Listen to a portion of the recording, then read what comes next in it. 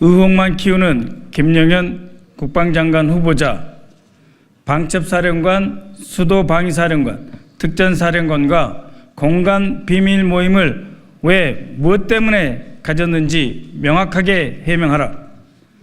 지난 9월 2일 김영현 국방장관 후보자에 대한 인사청문회에서 저희는 김영현 후보자가 경호처장 시절 한남동 공간에 방첩사령관, 수도방위사령관, 특전사령관 등 군 3대 핵심 지휘자들을 출입 기록을 남기지 않은 채 은밀하게 불렀는데 이것은 계엄을 위한 논의가 아니었는가, 그 목적에 대해 질의하였습니다.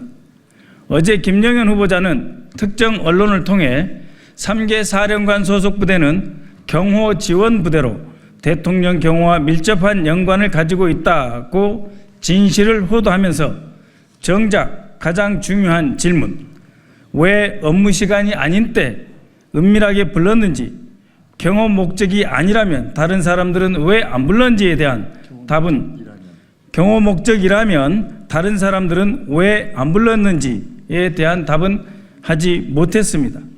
만약 경호 목적이었다면 왜 정상적인 업무 시간에 부르지 않았습니까? 대통령 경호안전대책위원회 규정에 명시된 다른 경호 지원 기관이나 부대는 왜 포함시키지 않았습니까? 특전사령관은 대통령 경호안전대책위원회 구성원도 아닌데 왜 불렀습니까?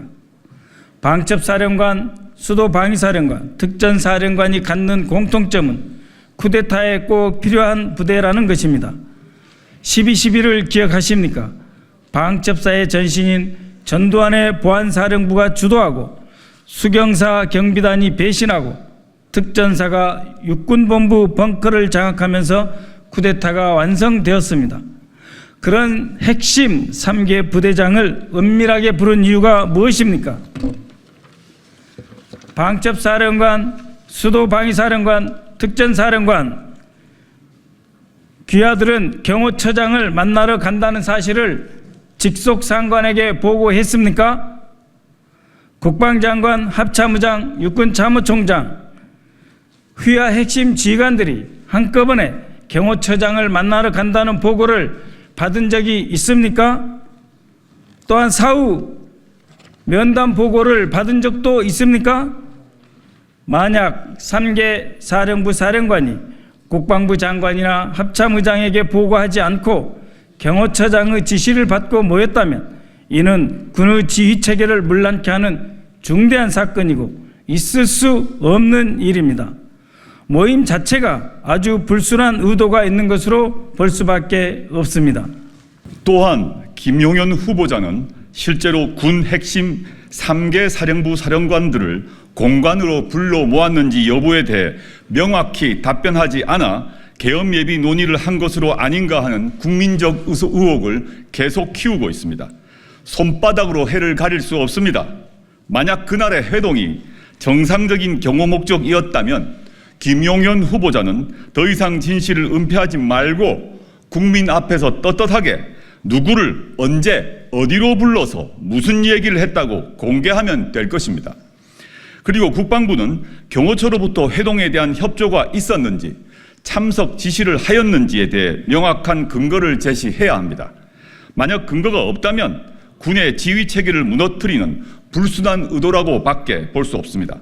대통령은 이러한 의혹을 정치 공세라고만 치부하지 말고 의혹의 중심에 있는 김용현 후보자의 지명을 철회하십시오. 그것만이 국민적 의혹을 벗어나는 길입니다. 김용현 장관 후보자 청문회 때 박선원 의원이 문제 제기를 했습니다. 김용현 경호처장 당시 방첩사령관, 수도방위사령관, 특전사령관을 공간에 비밀리에서 모임을 한 걸로 아는데 여기에 대해서 질의를 했을 때 본인은 부정을 하지 않았습니다. 만약 이 사실이 아니라면 강하게 부정했을 텐데 거기에 대해서 부정을 하지 않았고요.